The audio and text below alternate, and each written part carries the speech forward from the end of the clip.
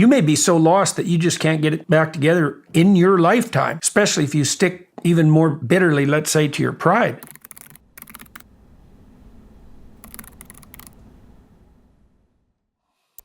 It's interesting to see people who lie. I don't know if they actually believe their own lies eventually. Yes, definitely. You believe the story you tell yourself. If you tell yourself habitually, it happens very quickly. So there are experiments, for example. So imagine I brought students into a classroom and I gave them a questionnaire that assessed their political attitudes, say with regards to abortion, and maybe they were pro-choice.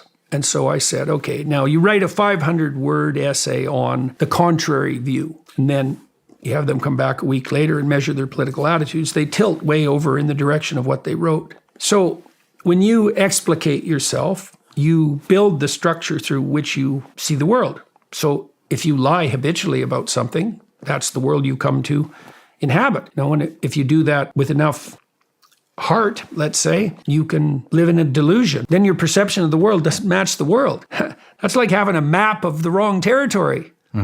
That's a really good way to get lost, like seriously lost. And then you get lost like that, you get bitter, and then you get resentful. And then, well, then all the real hell starts to break out. So it's a very bad idea. I see people do it all the time on social media. They lie about their background. They lie about what they own. They lie about past experiences. They lie about what happened in war, and they build this character. And I see it time and time again with, I would say more than not, social media phenomenons, right? And you think social media facilitates that? Maybe, but where I'm going with this is then I see them get trapped. This has happened to friends of mine that build a character around themselves rather than just be themselves.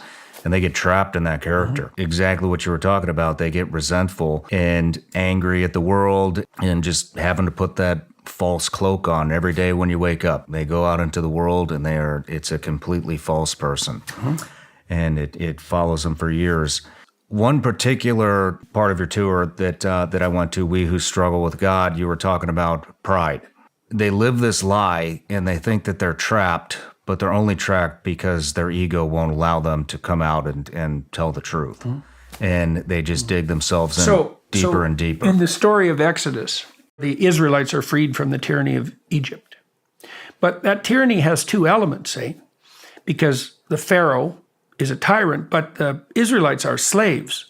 Like, a tyrant needs a slave. So they're both morally culpable.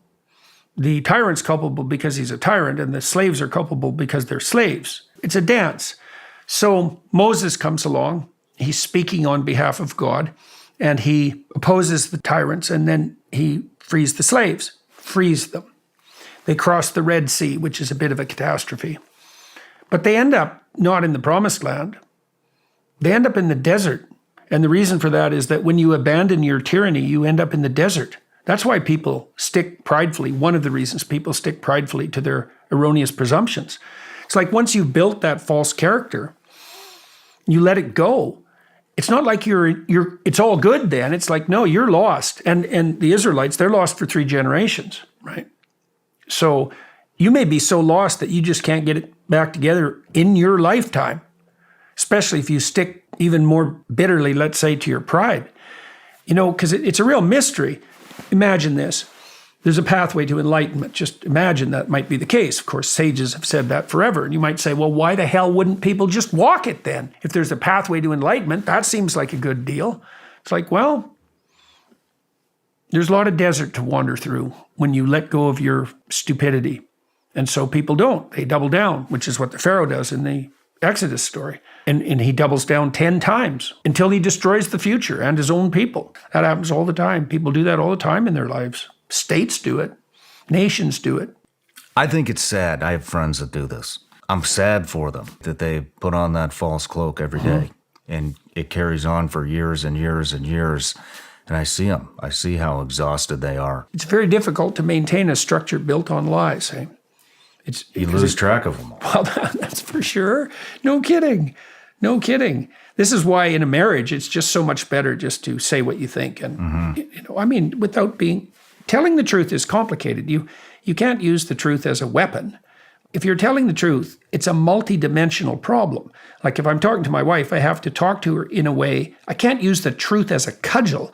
That's a lie. Like then the truth it's not the truth. It's truth as weapon. Really what I'm doing is beating her with the truth. I'm looking for a club, not the truth. Could you give me an example of that? Well, maybe you're trying to sort something out, even about how things are working on the domestic front.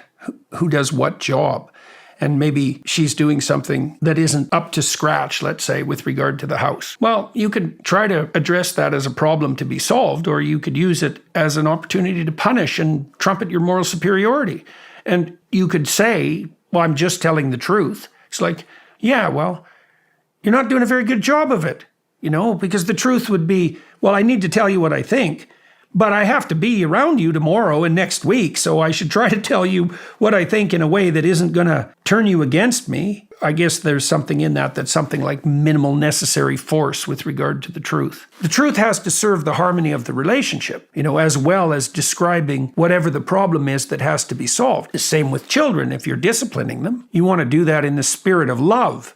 And what does that mean? Well, the reason you're disciplining them isn't to lord it over them or to indicate your moral superiority, but to put a wall up to protect them, let's say, or to specify a pathway forward that they can walk down that would be productive. And if you're not doing that, well, then you're not serving the truth in the highest sense. That's why there's a religious insistence that truth has to serve love, that the two things are united. And love means care. People often think that means the provision of security and safety, but love means encouragement too.